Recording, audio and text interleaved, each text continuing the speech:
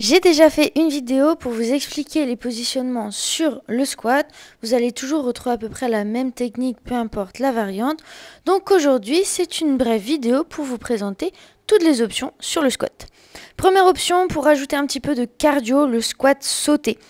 On va venir descendre un petit peu moins bas que sur un squat classique et repousser le plus haut possible.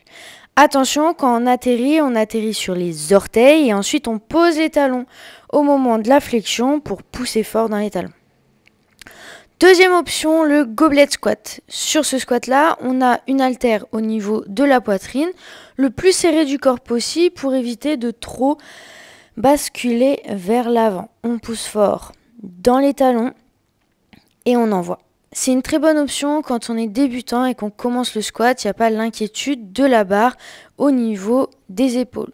On fait attention sur ce squat-là, à ne pas pencher en avant, comme je disais, comme ici, et à ne pas enrouler le dos et avoir un temps de fessier. On garde bien les épaules en arrière, comme ceci, et les fesses également pour rester bien gainé. Troisième variante, on arrive dans les exercices un petit peu plus compliqués.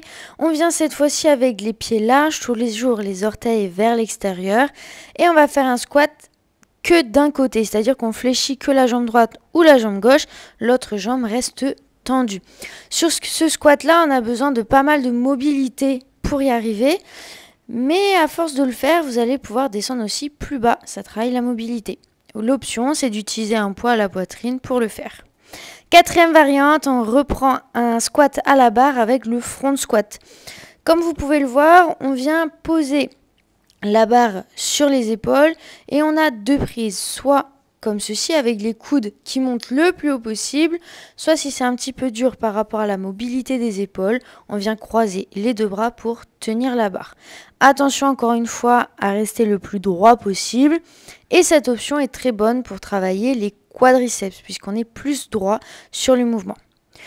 Cinquième variante, encore une variante pour travailler à fond les quadriceps. Sur celui-ci, qui s'appelle le hack squat, on a la barre derrière soi. C'est pas un exercice où on va charger énormément, mais par contre, vous allez sentir incroyablement vos cuisseaux.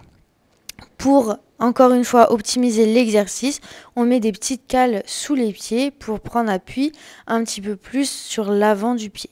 Sixième variante, le belt squat. Sur le belt squat, on a le poids vers le bas, les bras relâchés et les pieds surélevés de façon à pouvoir laisser descendre le poids, avoir une belle amplitude.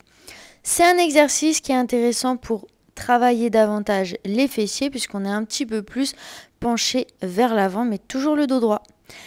Septième et dernière option avec les pieds larges de nouveau avec le squat sumo.